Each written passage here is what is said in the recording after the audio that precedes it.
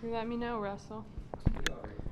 All right, we are recording. All right, here with the 2022 AmazingCre Portland Classic champion, your first win ever on the LPGA Tour. I know you told me earlier you were like shocked, but just take me through all the emotions you're feeling sort of right now. Yeah, it feels amazing, better than I had imagined. Yeah, I just can't believe it. All the hard work has paid off. It's always been my dream to win on the LPGA Tour, and the fact that I accomplished that today is just pretty surreal. We can talk about your round for a little bit. First today, I know you got off to not the start you wanted, but you really picked it up and turned it around. What did it take to do that? Yeah, I was 2 over after I think 4 holes, and I was pretty frustrated because I had always started off good every day except for today. I just told myself to stay calm, that there was a lot of holes left to be played and a lot of par fives still. So, yeah, I just stayed super patient out there and made a lot of putts and got 3 back on the front 9, and then the back 9 was just crazy. It was crazy, yeah. A lot of birdies back there, and just a crazy leaderboard throughout the day. I know yesterday you said that you are one of the players that keeps the leaderboard in mind. Were you doing that again today, seeing where you were and using that to motivate you?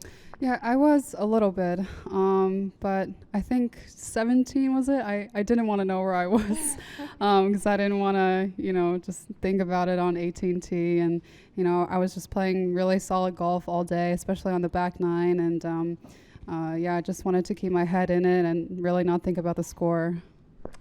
You've had quite a journey to get here, I know, and I would like to ask, how has playing on the Epson Tour prepared you for a moment? How is it different, and how has that helped you to get to where you are today, which is a champion? Yeah, I mean, at the beginning of the year, I started on the Epson Tour because I didn't have much status on the LPGA, and I think I played about 5 events, and my last one, I ended up winning it with Dad on the back, so that was pretty cool. But I think it really prepared me for this season on the LPGA, and I've been in contention a few times earlier this year, and I think that those experiences have really helped me get through today. So yeah, it's just a pretty crazy journey that I've been on this year. I say there were 2 other Epson Tour players up there at the top with you, Lilia and Daniela. But Lilia, you played with today. You guys have very similar journeys. You know each other well. So how was it playing with her and competing against her again? Yeah, super fun. I mean, I grew up with Lilia. We played junior golf together since we were like 8 years old, and then played college golf together in the Pac-12. But yeah, it was just really fun out there. Lilia is a great player, and she was playing solid all day too. And yeah, it was just a great battle. It was super fun and really exciting just to see that crazy leaderboard on the back 9 and kind of have that fight. But yeah, it was fun. I know you mentioned today that you're going to dedicate this win to your grandfather who passed away. You mind telling us a little bit about your guys' relationship and your relationship with golf together? Yeah, my grandpa loved golf. I'm kind of sad that I didn't get to play, more rounds of golf with him or just go to the range together.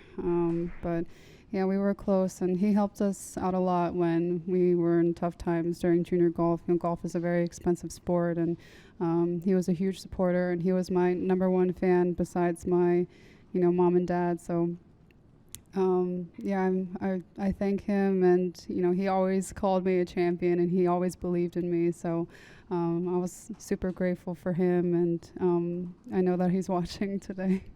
Awesome. I want to open it up to questions here in the room. Any questions? Do you have a question here you were going to ask? Yeah, I have. Sean Cheng from South Korea. Congrats. Thank you. What are you going to do with the big check? What am I going to do with the check? Oh, you mean what am I going to buy? No, I mean, the money hasn't even come into my mind at this point. Just the fact that I've won on the LPGA Tour, it's just kind of sinking in now. But probably just gonna save it all up. Okay. Now that you won the tournament, LPGA tournament here, so I was told that you'll be allowed to participate in a BMW tournament in Seoul, South Korea. Are you planning to go there, or? Yeah, I am planning to play. I've never actually played in Korea before, so Oh, I'm right. really excited. But Yeah, this is going to be your first my time. first time playing in Korea As a pro. as a pro. All right. Okay. Are you excited about? I'm really excited. Actually, my other grandpa on my dad's side, he lives in Korea, so I'm excited to see him too. So one of your grandfathers was from Korea. Yes. Okay, okay. I want to fill in a little bit of blanks. Your grandfather that died, when did he die? Last November. Last November. What's his name? It's a Korean name, but let's call him Min. Almond? Min. Min. M-I-N. M-I-N. Yeah. Thank you. Let's say. Oh, and your caddy, his name is Drew. Drew Ernst. E-R-A-N-S. E-R-N-S-T. Yeah. Austin Ernst's brother. Okay. Yeah. And he caddied for one of the former winners here. Who was that? His sister. His sister. Okay. Austin. Okay, gotcha. Yeah. All right. Thank you. You're welcome. We've got a couple here on the Zoom. Sorry, I'm going to share your desk here. We don't have a speaker here, so I'm going to ask people on the Zoom to speak loud. Oh crap! Steve Eubanks, I'm going to start with you. Steve, can you unmute your line? Man, I really I hope you can hear. Hang on. Try again, Steve. Congratulations. Thank you. You had such a wonderful amateur career and achieved so much. I wonder if you could just talk us through the struggles for the last 2 years, and did it surprise you at how difficult it was to reach this point? Yeah, I mean, my junior career and my amateur career have always kind of been pretty smooth sailing, I would say. And I kind of expected a lot out of myself coming into the LPGA and turning professional. And I just had really high expectations for myself, put a lot of pressure on myself to do really well off the bat, and that wasn't the case at all. 2020 was a decent year for me, but then 2021 was just kind of a struggle. I think I missed like my first 10 out of 13 cuts last year, and I realized, it is really difficult to win out here. Everyone's such a great player. I think every single player out here has the ability to win on the LPGA tour, and I just learned from all those experiences last year, and I've really grown as a golfer, and really proud of the way that I managed to use all those experiences to get that win today.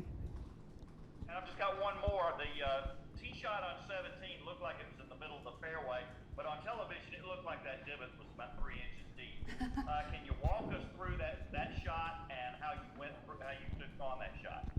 Yeah, just a bad break, obviously, but there's nothing that I could do about it. And I was kind of in between clubs. I was debating whether I should hit a really full 7-iron or choke up 6-iron, and I went with the choke 6 and just tugged it a little. Honestly, I caught it pretty clean. I think if I aimed it a little bit more right, it would have been on the green, but tugged it and went in the bunker. And I just had to keep myself calm and try and get it up and down and hit it to about a foot, so that definitely helped calm the nerves.